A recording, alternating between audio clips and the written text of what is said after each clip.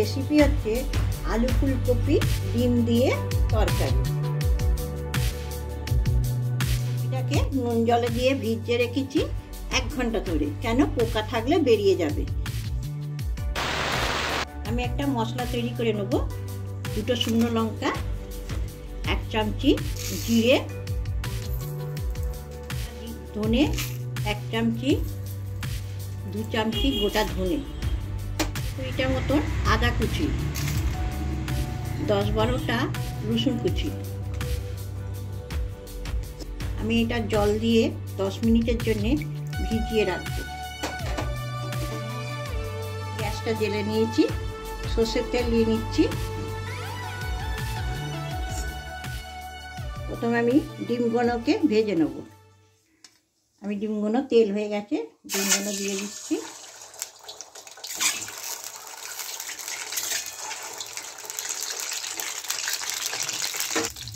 Half চামচি হলুদ গুঁড়ো দিয়ে দিলাম,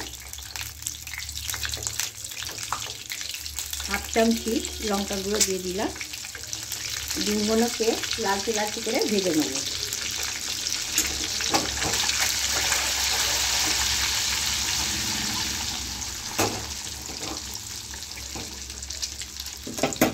ডিমগুলো উল্টে দেবো। আমি খুন্তি সাইড দিয়ে উল্টে দিচ্ছি।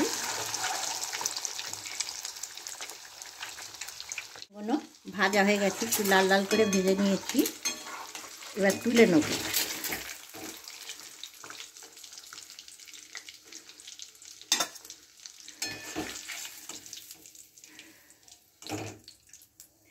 এবার আলুগুলোকে ভেজে নেব ভালো করে, লাল লাল করে একদম। তরকারিটা বেশিক্ষণ লাগবে না, আলুটাকে ভেজে নেব। ঘরেতে তো ডিম থাকেই, এই রান্নাটা করে দেখবেন। ফুলকপির সময়, এখন ঠান্ডার দিনে ফুলকপি করে দেখবেন, খুব ভালো লাগবে। আমার আলু ভাজাগুলো হয়ে গেছে, এবার আমি তেল ঝরিয়ে তুলে নেব।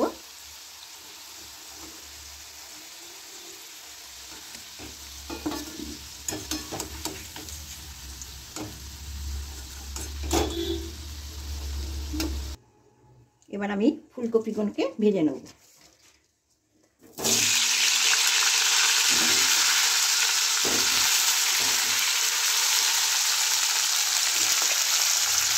হাফ চামচি নুন দিয়ে দিলাম, হাফ চামচি হলুদ দিয়ে দিলাম।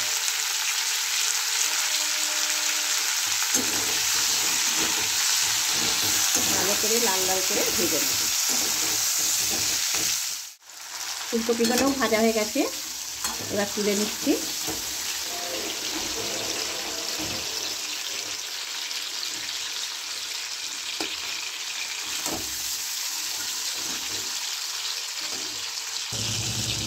দারচিনি দিলাম 2 টুকরো, 4-5টা লবঙ্গ দিয়ে দিলাম, 2টো ছোটো এলাচ দিয়ে দিলাম।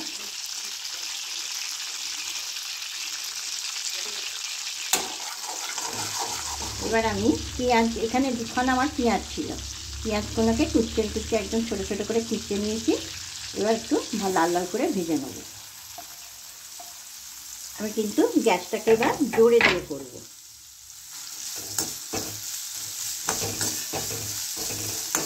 লাল লাল হয়ে গেছে, এর মধ্যে এবার আমি মশলা দিয়ে দেবো। 2টো কাঁচা লঙ্কা কুচিয়ে রেখেছি, দিয়ে দিলাম। ঝালটা যে যার মনের মতন করে খাবে। লঙ্কা, জিরে, ধনে সব দিয়ে পেস্ট করে রেখেছি। আদা রসুন পেস্ট করাটা আমি দিয়ে দিলাম। আমি দেখিয়েছিলাম 1 চামচি, 2 চামচি। হলুদ গুঁড়ো দিয়ে দিলাম 1 চামচি, 1.5 চামচি। লঙ্কা গুঁড়ো দিয়ে দিলাম 1 চামচি। ঝালটা যে যার মনের মতন খাবেন, আমি 2 চামচি লঙ্কা গুঁড়ো দিলাম। এবার আমি ভালো করে মশলাটা কষে নেব।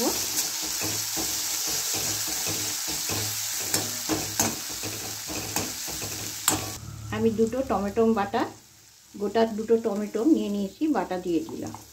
এবার মশলাটা, টমেটোমের গন্ধটা যতক্ষণ না যায় ততক্ষণ আমি ভেজে যাব, ভালোভাবে কষে নেব।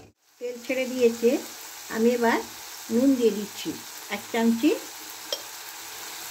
2 চামচি নুন দিয়ে দিলাম।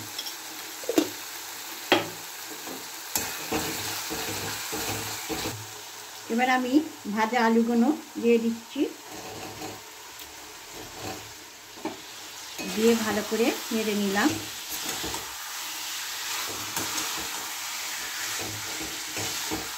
আমার কিন্তু হাফ রান্না হয়ে গেছে। এবার কপিগুলো দিয়ে দিচ্ছি, কপিও ভাজা। এবার আমি মশলাটা দিয়ে ভালো করে আলু কপিটা ভালো করে কষে নেব। আমার মশলাটা কষা হয়ে গেছে একদম। এবার আমি অল্প করে জল দিয়ে দিচ্ছি।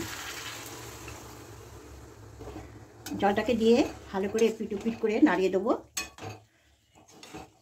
বেশি জল দেবো না, কিন্তু আমার অর্ধেক আলু টালু সব সেদ্ধ হয়ে গেছে ভেজে রেখেছি বলে। আমি এবার ডিমগুলো দিয়ে দেবো। আমার আলু টালু সেদ্ধ হয়ে গেছে।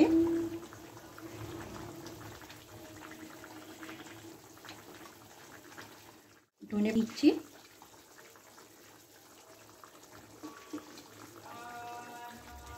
রেসিপিটা যদি আপনাদের ভালো লাগে আমাকে সাবস্ক্রাইব করবেন, লাইক করবেন, কমেন্ট করবেন।